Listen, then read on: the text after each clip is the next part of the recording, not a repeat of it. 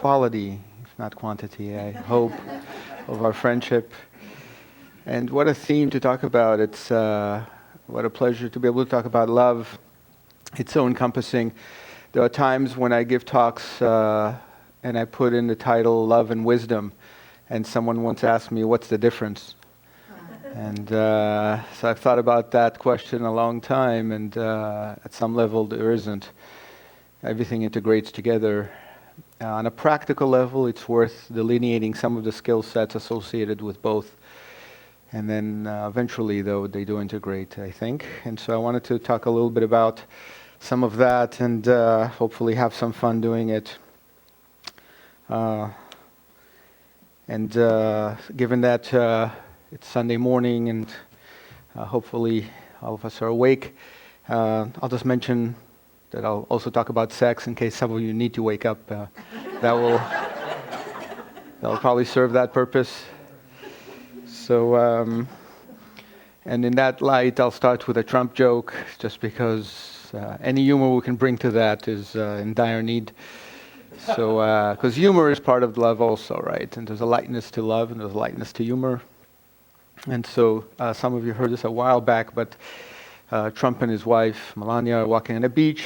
They see a bottle, open it up, genie pops out and says, I'll give you one wish, infinite wisdom, or, well, he asks Melania, I'll give you one wish, and Melania says, how about peace in the Middle East? And the genie says, you hear this exasperated sigh of the genie, says, what are you, nuts? Thousands of years of conflict. There's the Jerusalem problem, holy wars, anything else. And she says, well, I was always hoping that Trump would understand love and women better. And the genie, of course, says, what was that about Jerusalem again?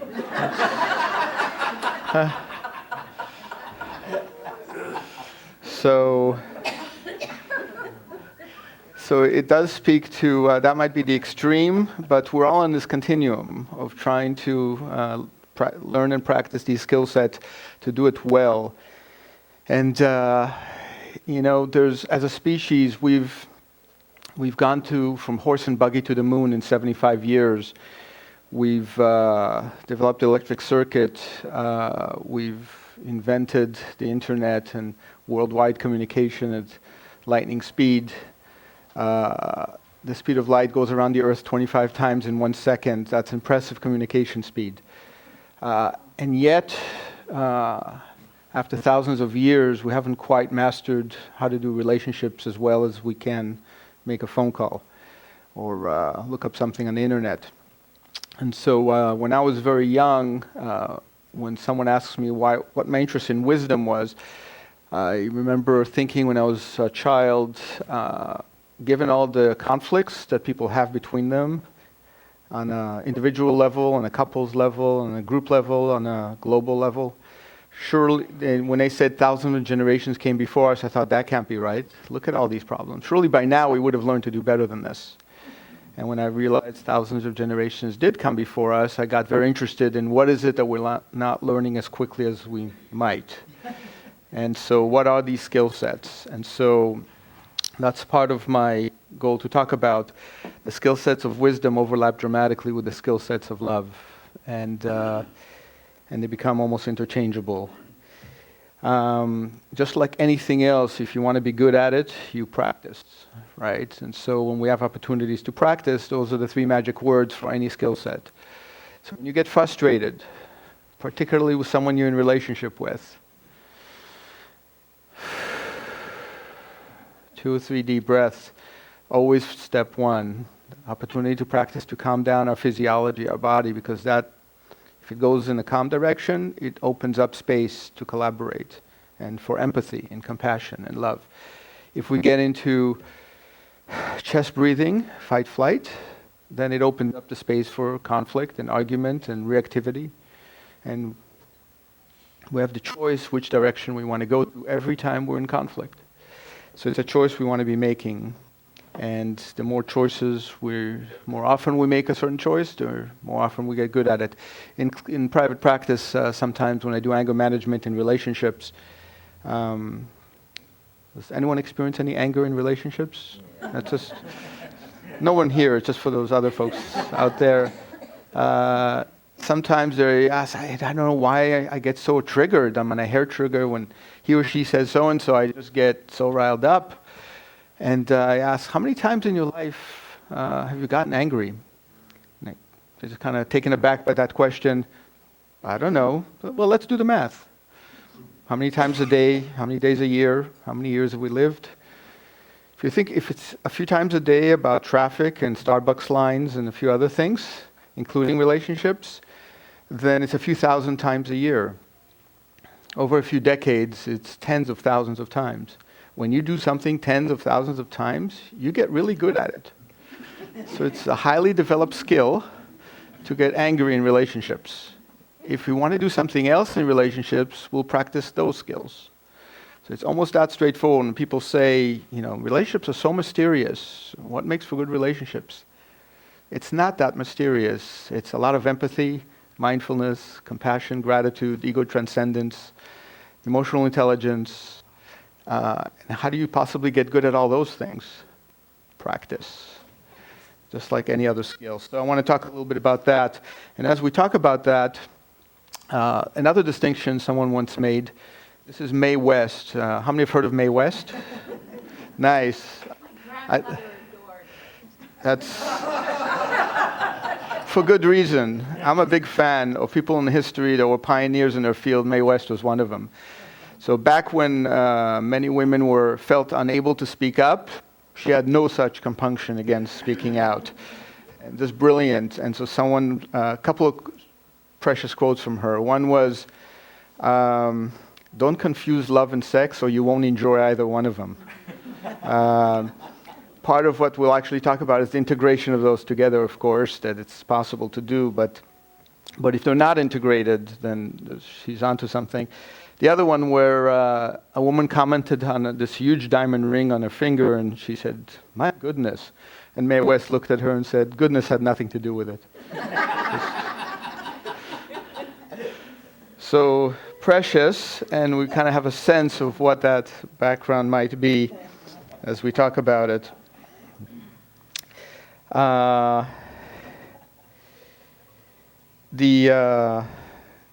daily practice is another analogy I like to talk about. So for example, in empathy, when someone starts bringing conflict into a relationship, a lot of times we feel the need to reciprocate the conflict, to reciprocate that same energy. But many of us have probably found out by now that when you unilaterally disarm, if someone says, Shani, you're an idiot, it's hard for me to turn around and, is there another Shani behind me? Because it can't possibly be talking about me, right? And Shani is not a common name, first of all, so that's probably not the case. But I don't have to get reactive, right? I could ask, why did they feel the need to say that? They could have said, there's something you did I don't particularly like, and we talk about it, which likely is the more skillful version.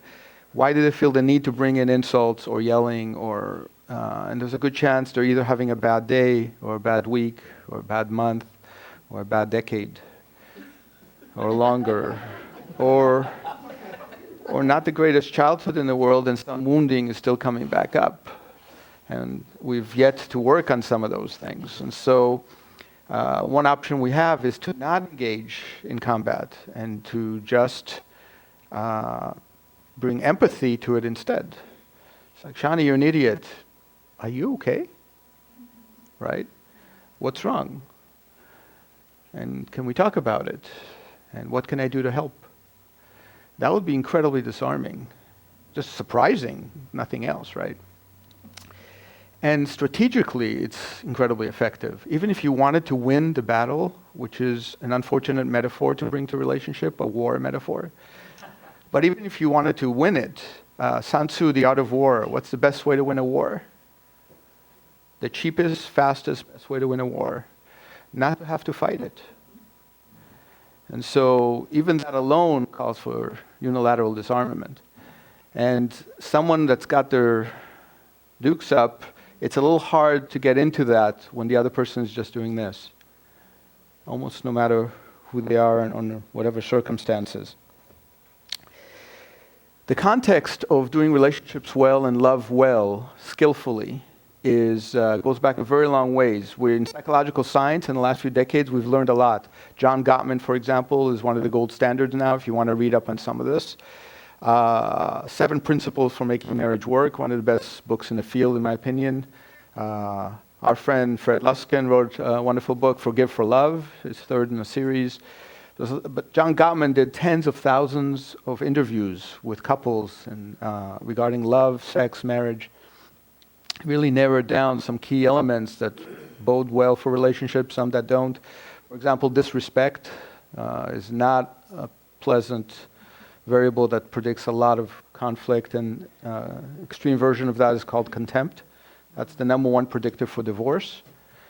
Openness to experience turns out to be one of the highest predictors for successful relationships. Not compatibility, openness to experience. And you can kind of see why.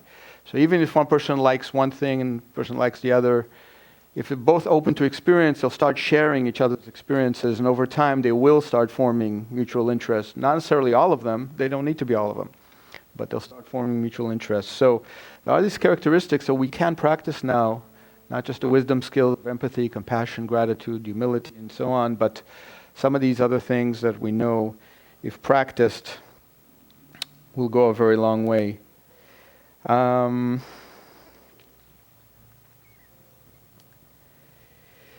Then there's the aspect of denying some of our basic needs. So I have friends and relatives that have given up on love and sex, at least passionate love, and veered in the direction of companion love, which is fine, or given up on love altogether. And there's and they have some juicy defense mechanisms for doing that. Who needs it anyway? It's mostly trouble. Who needs the aggravation? So rather than develop skills in doing it well, giving up on it, which is unfortunate. I have to preach to the choir how beautiful love is, and so to give up on it is sad. And there's some good jokes around that I have to share. One of them is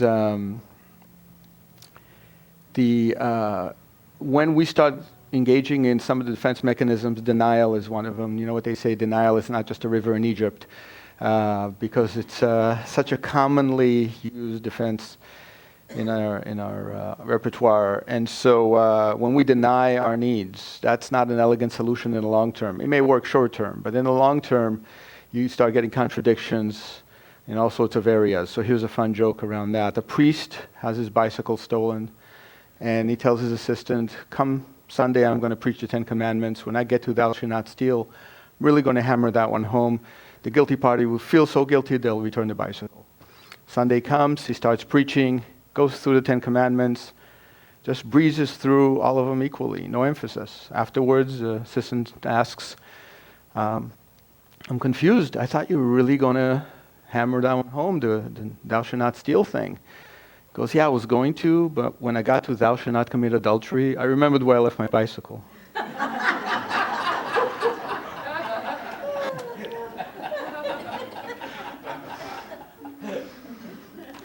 So there's different options of doing things skillfully or less skillfully. One way or another, our needs will rear their heads.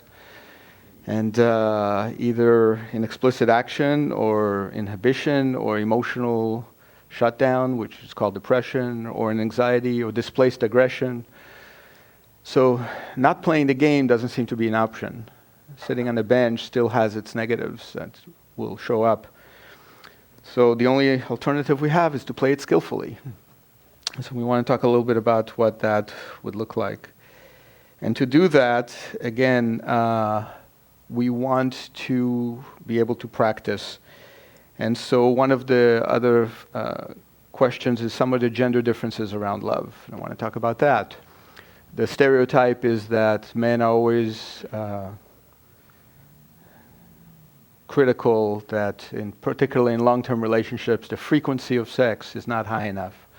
And then the women are complaining that they're always being bothered by that complaining. That doesn't have to be that form. There's the joke of So this begs for a few jokes as well, right? Everything is begging for jokes around all of this. So one is there's a forum where there's a love conference, and there's the speaker is going on and on about a marriage. And then a quick show of hands, he asks, how many people have sex every day? And a few people raise their hand. How many people have sex twice a week? And a lot of people raise their hand. How many people have sex once a month? And another large group raised their hand. How about once a year? And this one guy in the back, ooh, ooh, ooh, me, me, me, me. And he goes, okay, but calm down. Why are you so excited? Because tonight's the night. Tonight's the night.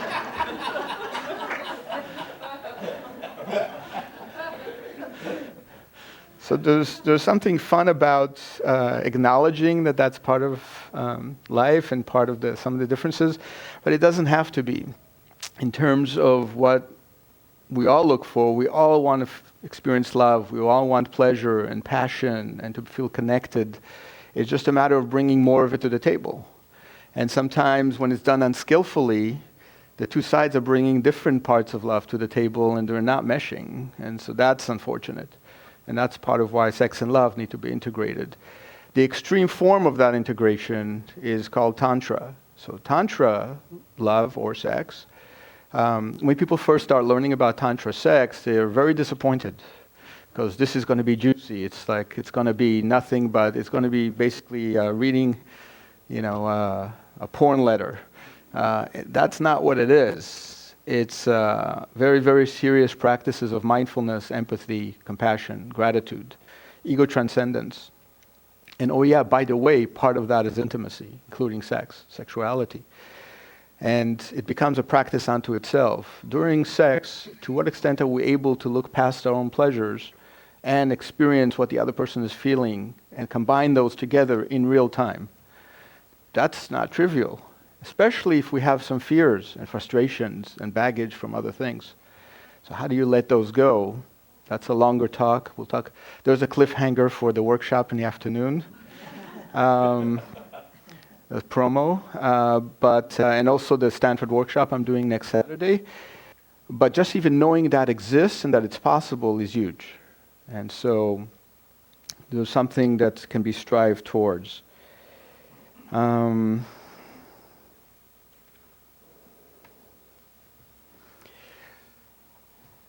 What is sad to me sometimes is when, if at any age it's worth learning, no matter what the past is gone. But we're here now. So whatever we want to do here and now, we want to start getting more sophisticated about these approaches and bring in these other skill sets, not doing the simplistic version that's painful and conflict-ridden. And so, and of course, if one doesn't do the sophisticated integrative version of what love and sexuality is together, and they focus, for example, particularly just on the sex, that also begs to be made fun of. So here's another joke for that. And a 90-year-old goes to his doctor and says, I just married a 20-year-old woman and she's pregnant. And the doctor looks at him kind of puzzlingly and says, aren't you going to congratulate me? And the doctor says, well, let me tell you a story. This guy's walking in the woods with an umbrella. A bear starts charging him. He points the umbrella at the bear. Suddenly there's this big boom you hear in the background, and the bear drops dead. And the guy says, that's weird. Someone else must have shot the bear. And the doctor says, that's exactly my point.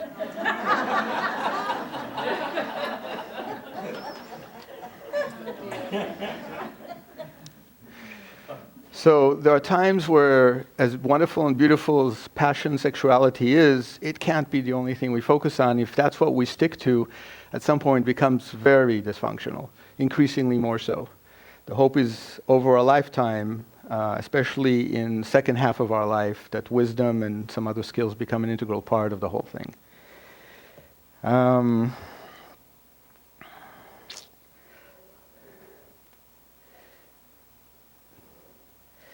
Let's see.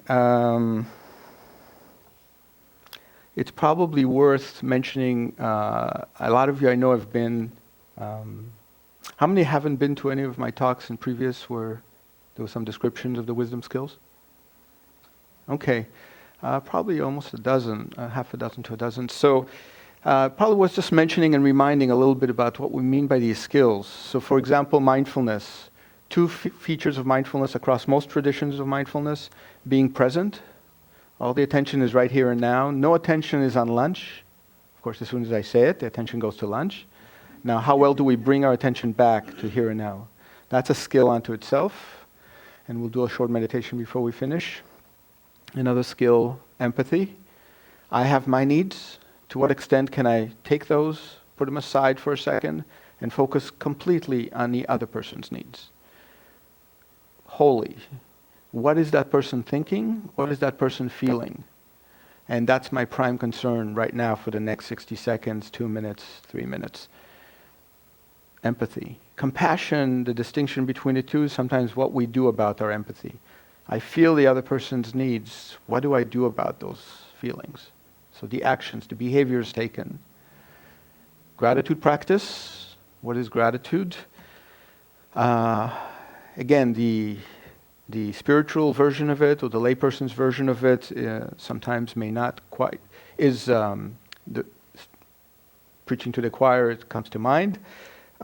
Given that I've been here many times, and gratitude is such an integral part of the practice you guys are embracing, which is a beautiful thing. From a psychological science point of view, part of what happens in gratitude is we get used to things, and gratitude, we habituate. We get, so for example, being able to see. So anyone wake up this morning and as you open your eyes think, wow, being able to see, beautiful. Anyone today, this morning? Okay. So 3 or 4 of you. And I talk about this all the time, and this morning happened to not be one of those. I was thankful for some other things, but not seeing. It just came to mind now. And so why didn't we experience gratitude that we're not seeing? That we are seeing. So we got used to it. It seems like it's not a big deal, but when you think about what vision is, it's extraordinary. We open our eyes, and now information at a distance is existing in our brain. That's not right in front of us. We're not touching it. It's there, and now it's in here. That's an amazing ability to have. And to have it every day is equally amazing. And tomorrow is promised to no one, right, in terms of what abilities we have, or even life itself. As we know, that loved ones come and go, and so will we. And so the idea is not to bemoan that. And the notion, I like the notion of celebration of life. It's a beautiful thing. And we mourn losses also, including of our abilities, physical abilities sometimes. But we first we don't need to give in to some of those. We develop new skills to make up for those. But also we celebrate at the same time whatever our losses are. We celebrate the abilities we do have. And there's always many, thousands. What are some of the things we're grateful for? Let's do this rapid fire succession without needing to raise your hand. Just call it out. Things you're grateful for. Being able to walk. Walk, children, the sun. This community. This community. Yeah, that was in stereo. My husband. Husband. Nice. Don't worry, I'm not going to wait till... Nice. I was pausing on that to give you that opportunity. Nice. Tiramisu. Good memory. Let's just pause on that for a second. So I went at San Francisco's main library last night until 2 a.m.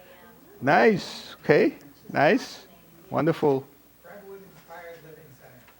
Nice. Yes. Love. Good jokes. Good jokes. The ability to grow. The ability to grow. The world. The world. Retirement income. Breathing. Retirement income. Being able to listen. Being able- What? Being able No, to I'm sorry. listen. I was teasing you. Absolutely. So notice as we're doing that, the frequency and the speed came down slightly. And part of that is, at what frequency are we doing this on a day-to-day basis? Is it something that we just do here when we come here once a week, which is still at a much, much higher frequency than many? in many cases, the frequency of explicit gratitude practice maybe happens twice a year. Thanksgiving is one of them, and maybe Christmas or birthday or. And why doesn't need to be happen so infrequently? Or when we lose an ability, like if we get a flu, hard to breathe, nose congested. Next scene, a week later, finally we can breathe out of our nose, clears up. Oh, thank God. Okay, that's great, feels great. 10 minutes later, all right, what's life done for me lately? We're on to the next thing, and the entitlement kicks in, and it's unfortunate. Why can't we remember now, as we're sitting here, what it was like to have our last flu? Take a breath out of our nose and think, nice. And do 10 or 20 of those, whether it's walking or seeing. And so as we're doing that, we calm down with the deep breathing, belly breathing, diaphragmatic breathing. So we're present, one skill, mindful. We're empathic, aware of the other person's feelings. Our system is more relaxed, so we're not in fight-flight. So those are 3 out of several precious skills. Last week, Fred likely talked about some aspects of forgiveness in relationships. Yeah, that's yet another skill, letting things go from the past rather than letting them interfere with the present. So mindfulness, empathy, compassion, gratitude, ego transcendence. How hard can that be to master all those? So walk around the park.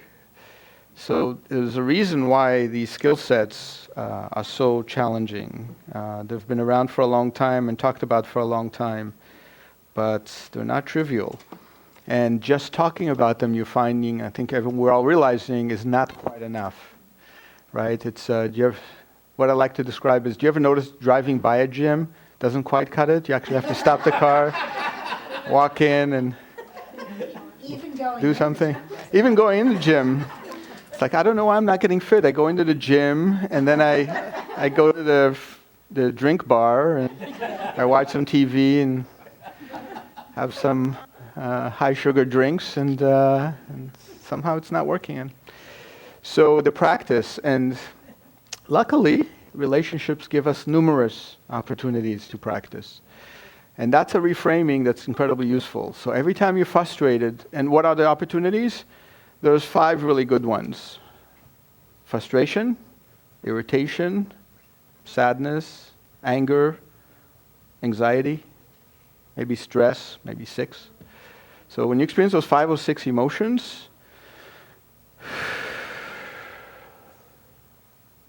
2 or 3 deep breaths, opportunity to practice. And practice what? These half a dozen skill sets. Mindfulness, regulating our emotions by taking a deep breath, emotional intelligence. Even recognizing that you're frustrated or irritated is part of emotional intelligence. And you're noticing when you practice that, you're able to do that faster and faster.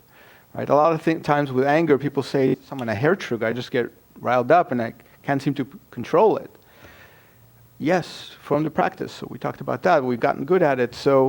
But as we take deep breaths, every time, if we do that 3 or 5 times a day, instead of every time we would get frustrated or irritated, not only would it not escalate to anger as frequently, the intensity wouldn't get as high. So frequency goes down, intensity goes down, and the anger doesn't last, the conflict doesn't last as long, duration goes down. So if you're trying to work on these things, here's another global tip. Don't just focus on intensity. Don't just focus on frequency. Don't just focus on duration of stress, anxiety, or anger. Recognize that all 3, one or more of all 3 may be changing. And if you just focus on frequency, and yet the anger stays high, or the conflicts stay high, or the arguments in relationships stay high, but the intensity went down 20 or 30%, there's a tendency not to give ourselves credit for it, or to our partners. And then we say, this stuff is just not working. But it is. It's just the intensity didn't go down, the frequency did, or vice versa.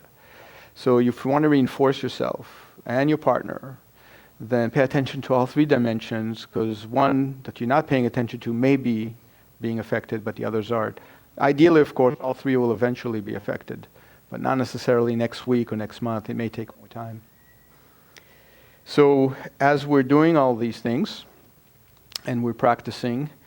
The finishing touch on that, of course, is always the, and I apologize for this recurring joke that some of you, I know I've already heard, and that's the tourist visiting New York. And the two jokes around that, of course, is one is this blend of, and there's no better place in unity to talk about the blend of spiritual traditions, right? And the blend of Western and Eastern Buddhism, Buddhist thinking, is a Buddhist monk goes up to a hot dog vendor in New York and says, "Make me one with everything." So that's first half of that joke. And gives him $20, and the hot dog vendor doesn't give him anything back, and the Buddhist monk says, "Where's my change?" And of course, the hot dog vendor says, "Change comes from within." And so that's the piece that all of this is our practice. So another obstacle in the road in these practices, in a developmental living, what I like to call a developmentally oriented life, where everything is opportunities to practice. It's not just in church, it's not just in conflict, it's just literally every day, all day. And so it's these opportunities to practice that make all the difference. Those three magic words, if you take something out of this today's talk, those three words would be really good ones. Opportunity to practice. What are my opportunities to practice? And we talked about what those are: stress, anxiety, anger, frustration, sadness. And using those as opportunities. What did I expect from the situation, from myself? What are some of the so-called cognitive distortions around this all or nothing thinking? Am I catastrophizing, fortune-telling, mind reading? And bringing in some of these skills that we then bring into it that we know get traction from psychological science. And so practice becomes most of it. And the state of mind is developmentally oriented. And so I'm not just practicing for myself, for our relationship, I'm practicing in and of myself. And so a lot of the obstacles that I encounter in couples therapy, for example, is one of them says, yes, I'm practicing, and I'm biting my tongue, or I'm taking a deep breath, or I'm expressing some empathy, and I'm saying something like, how do you feel? And then the other person comes back with, I'll tell you how I feel, you're an idiot. That's how I feel. And that's harsh, and it tends to demotivate future practice. But we practice by taking a deep breath. They came back with an insult, let's say. They just gave us what? Another opportunity to practice. And maybe another, and another, and another. Ultimately, in the long run, there probably needs to be some conversations about whether they're also embracing some practices. If they're not, we'll start diverging. And that gap will get bigger and bigger if we keep practicing and they don't practice at all.